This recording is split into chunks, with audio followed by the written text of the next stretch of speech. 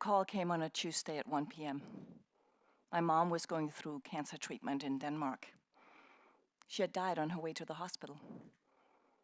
I was in my office in New York. I'd just talked to her that morning. She had trouble breathing, and I told her to hurry and call an ambulance. I never imagined that would be the last time I talked to her.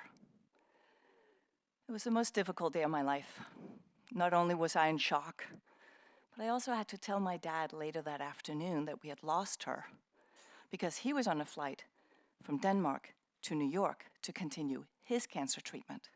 Yes, both my parents had cancer and they were in treatment at the same time in 2 different countries.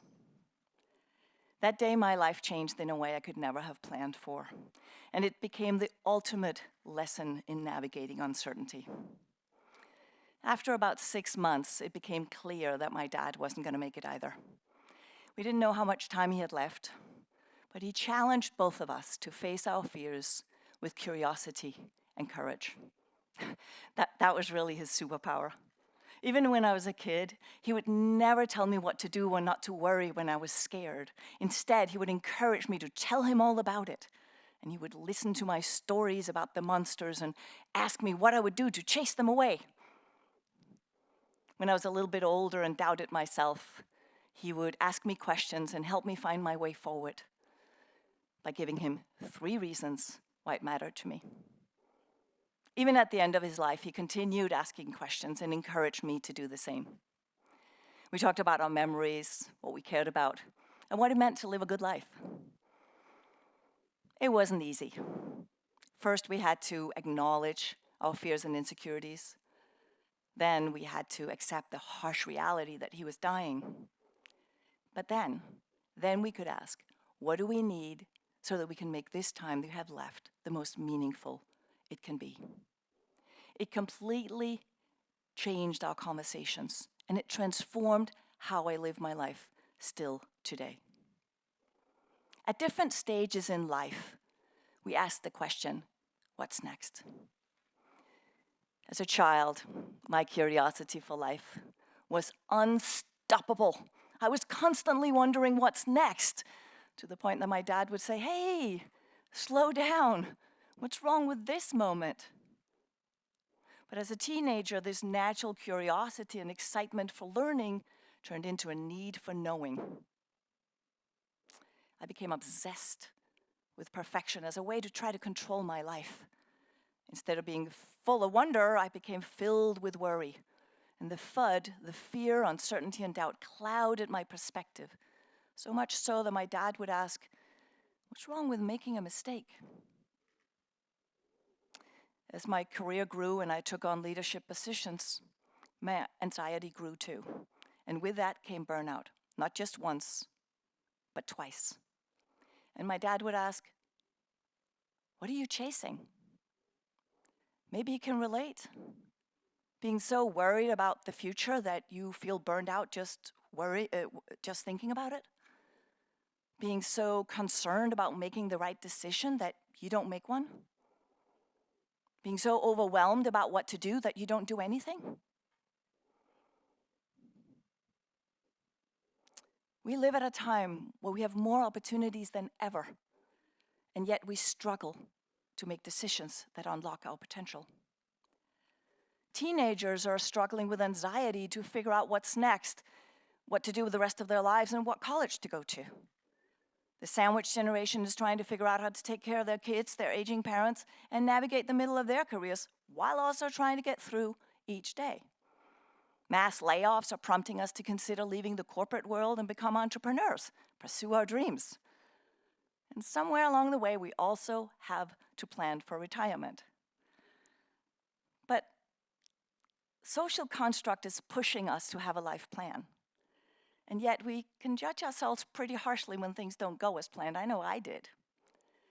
But as my dad and I looked back over our lives, he at the end and me in the middle, I realized that our values and what we care about and what a success means to us change as we grow through life. And if that's the case, shouldn't we be more open to changing our plans too? With burnout on the rise, even among teenagers, we must stop and ask ourselves, what does a good life mean to me? What do I care about? Truly care about?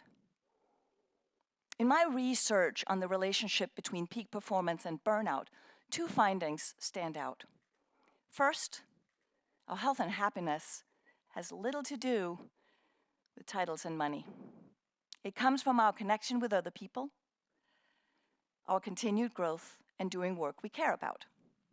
Secondly, we don't just burn out from working too much. We burn out from worrying too much, feeling that we don't matter and that we're not safe. So, how do we stay curious so we can keep learning and growing? How do we face our fears so that we can move forward with clarity and confidence? How do we cultivate meaningful relationships with ourselves and each other? And how do we align our lives with what we care about so that we can harness our future? See, we humans like to know what's ahead. We like to be prepared. We crave certainty. And yet, the future is uncertain. It always will be. We cannot control what happens. We can only control how we respond to what happens in the here and now. Now, we know this intellectually, but how do we embrace it emotionally so that we can explore the possibilities of life instead of getting stuck, resisting the discomfort that comes from change and uncertainty? The answer lies in what I call power pausing. Power pausing is that small moment, that gap in time, where we can pause, listen, and ask more questions. Where we can take back our power of choice and turn reaction into response, turn fear into curiosity, turn confusion into clarity, and anxiety into confidence. It's easy to be scared. But how can we use this power pause every moment, all day long, to pause and choose what we pay attention to? Every moment is an opportunity to reconnect with ourselves and choose how we want to move forward. See, our minds are question-making machines. We constantly ask questions. They're so busy. Our thoughts are coming and going. It's like a hamster running on a wheel. And that hamster on the wheel, that internal chatter, can either work for us or against us. Under stress, our attention is hijacked by perceived danger, and we focus on what's not working rather than being curious about how to make it work. We ask questions like, why is this not working? We become why notters. Why can't I figure this out? Why am I not able to do this? Asking why not questions can keep us even more stuck, confused, and overwhelmed. So to stop this hamster wheel and break free from being why notters and stop asking the question, why am I not able to? Why can't I? We must pause and change the question to, what am I trying to achieve? Why does it matter to me? And what do I need so that I can do that? That question, what do I need so that I can do that, redirects our attention. You can think of it this way. If you're driving down the street, all that FUD is like a big, giant pothole. The FUD, the fear, uncertainty, and doubt. If you keep looking at it, you're going to hit it, especially if you're on your bicycle or motorcycle. You must avoid the pothole. You must look in the direction you're going and keep your attention and your focus on what you're driving towards. That's the power of the mind. Our intention fuels our attention. I know, it sounds easy. It's not always easy. When my dad and I remember the day we were at the doctor's office, and we were told it was time to get his affairs in order. There's no longer anything they could do to stop his cancer from spreading. We looked at each other and we thought, how is this possible? And yet we had to accept this reality to stop feeling powerless and take back our power of choice so that we can choose how we wanted to spend the time he had left. Because he was scared of dying, instead of ignoring those fears, we decided to learn more about the dying process, and we asked someone to come and talk to us about it. That gave us back agency over how we spent each day. So every morning, we would check in and say, how are you doing? And then we would ask, what do you need, what do we need, so that we can make this day the best it can be. Staying curious about our fears and talking about what we cared about allowed us to connect more deeply with each other and with ourselves. But power pausing isn't just for these big, life-altering events and moments. Every day, we can pause, listen, ask more questions. We can reclaim agency over how we think, how we engage with each other and ourselves, and how we therefore act and make decisions in the world. That question, what do I need so that I can, changes how we look for answers and find our way forward. So if you're tired, you can ask, what do I need so I can have more energy? If I'm critical, what do I need so I can be more curious? If I feel overwhelmed, what do I need so I can make better priorities? If I feel scared, what do I need so I have more courage?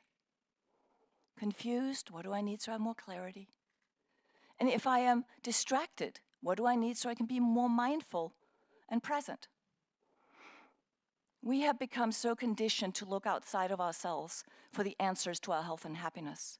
And we search online to find out what to do with our lives instead of digging deeper into our relationship with ourselves so we can unlock our potential instead of fitting into someone else's idea of what a good life looks like. I want to remind you of something. Being human is not a problem to solve. We're not broken. You're not broken. We don't need to get fixed. Being human is an advantage to unlock and harness. And this human advantage lies in our ability to pause, listen, and ask discerning questions with the same curiosity that humanity has used to evolve and innovate for centuries. It's normal to feel fear. Fear has been a constant partner in my life, and it still is. It's easy to judge ourselves when we worry. But what we worry about is also what we care about. And what we care about makes us stronger. What we care about is the essence of a good life. The greatest gift my dad gave me was to face my fears by asking questions with curiosity and care. To unlock our human advantage, we must stop letting fear run our lives and instead cultivate an agile growth mindset where we navigate uncertainty and harness change. Power pausing has changed my life. It's how I learned to live more intentionally and transform my fear into clarity and confidence so I could face whatever is next over and over again. I invite you to let it change your life too. May the pause be with you.